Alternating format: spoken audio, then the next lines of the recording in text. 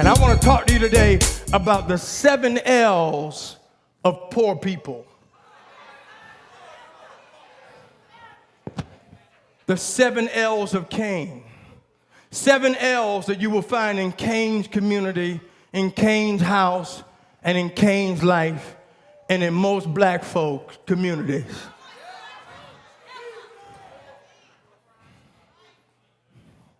L's that are the devourers, that because we don't trust God, he does not rebuke them.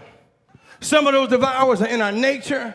He could rebuke those impulses. He could rebuke those desires in our nature that would create order in our life, that would create financial stability in our life. But because we don't trust him, he won't give his wisdom. He won't respect us enough to give us his spirit. He won't respect us enough to give us restraint. So we go and do things we're not supposed to do because the nature of Cain is in us, and it compels us to do silly things, impulsive things, emotional things. And we are emotional consumers, and it puts us in bondage because we do not have the wisdom of God's resources. And the first L that I want to talk about that you'll find in most Cain's life are late fees.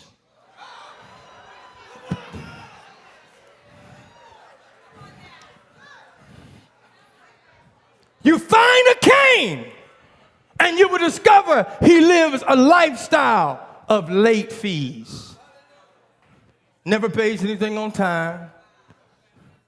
Is not good with his money. And so he learns to depend on stretching his resources out through a system of late fees.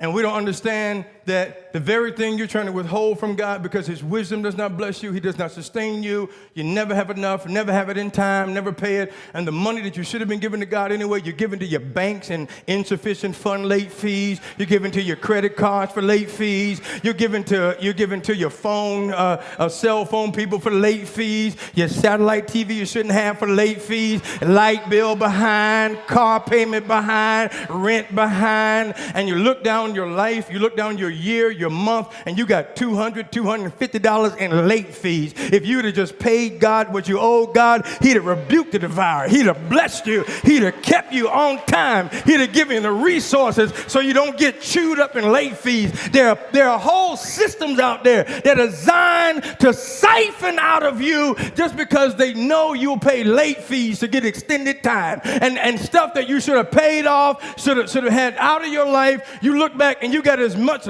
many late fees as you do payments. It is a system designed for Cain. And many of you are quiet right here because stop right now and look over your life, over your month and tell me how many of your bills do you pay with late fees associated? And I'll tell you if you have the spirit of Cain. None of your bills on time. Light bill hadn't been paid in the month it's in 3 months. Late fees. Cell phones, always behind. Late fees.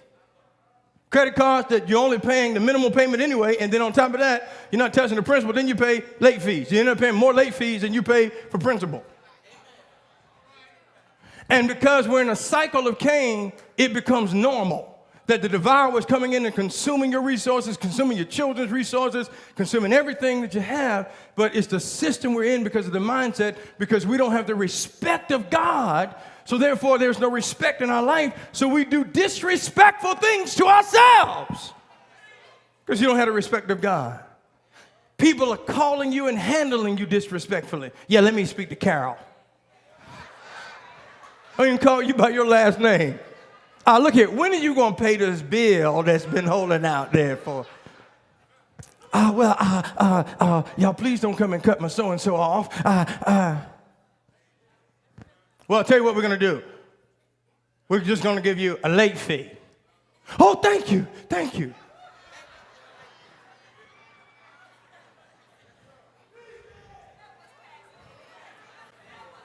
We're going to leave your lights on, but you're going to have to pay a late fee.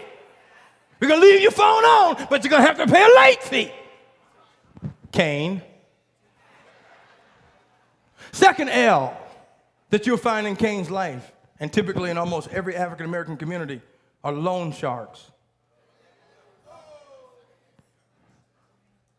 payday loans, cash for title loans, every kind of loan system you can think about with 300% interest rates. By the time you compound the fees, $15 for every $100 that has to be paid every week or every 2 weeks. By the time you compound the late fees, you're paying 300% interest rates because you are being legally loan sharked. You are being ripped off. You're being taken to the cleaner, to the woodshed. And if you look around most African-American communities, because that's Cain's community, unfortunately, that we allow the devil to lie at our door and wait to consume us and eat us, and sin lives in our communities, and so the loan sharks, I'm giving you all the L's that come to our community. So you look in our community, you can ride across any city in America, and when you cross the track and you start seeing these L's I'm talking about, then you know you have just reached the black community. And the first one you're going to see are the loan shark, the cash for title, payday, any day pay, all that loan stuff. Matter of fact, some of us, the loan sharks, here it is, we don't even realize that H&R Block became a loan shark for us. The government had to stop them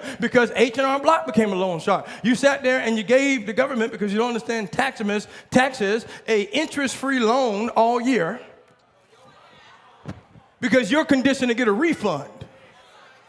People with sense bypass H&R Block and go to a CPA and say, teach me how to live off my money all year long. Give the government, render to Caesar's only what is Caesar's. Make sure you give God what is God's, and make sure you give me what's mine. We're so silly that we not only don't give God his, we give Caesar more. And that's what a refund is. It is your overpayment to the government. And then while you're waiting for the government to pay you your money back, you go to H&R Block and they become your loan shark. Because what you want is a rapid refund.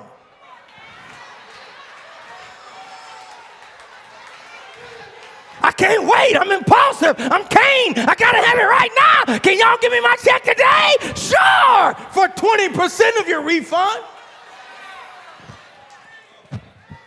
You can have it right now if you give me 20% of what you overpaid to the government.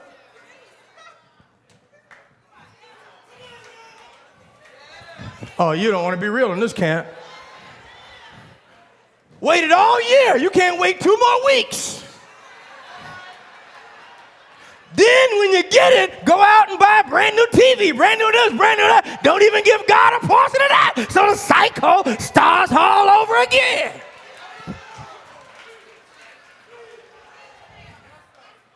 Happily giving your resources to everybody else but God. The third L, remember the first. What was the first one? What was the second one? Here's the third one, the lottery.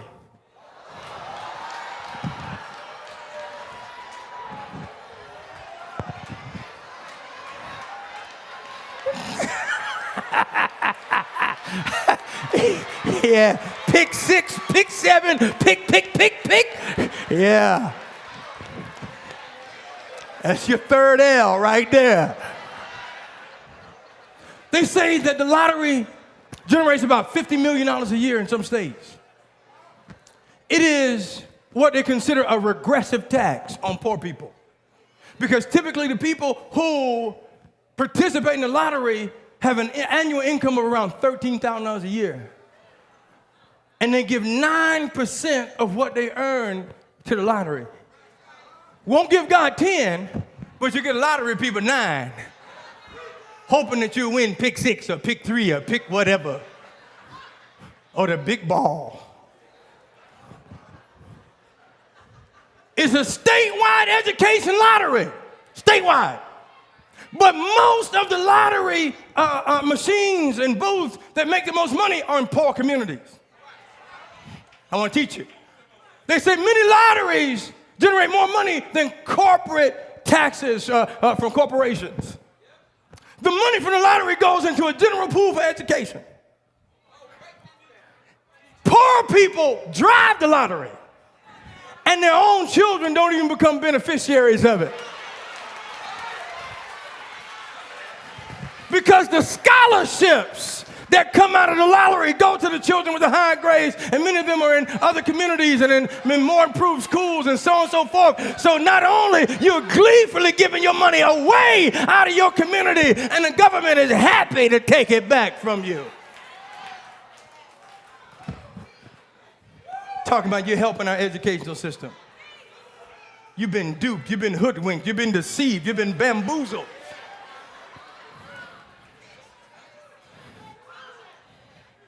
What's the first L?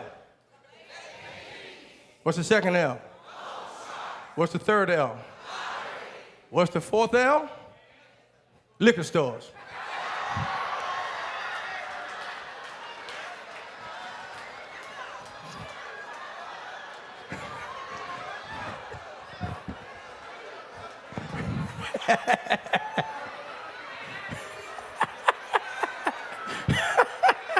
Your neighbor, your friendly neighborhood liquor store, where you cash your check, buy your liquor and your beer, waste your time and life.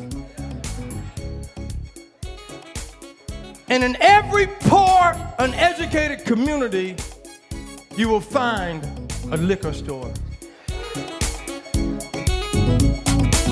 Oh, you don't want to be real in this camp.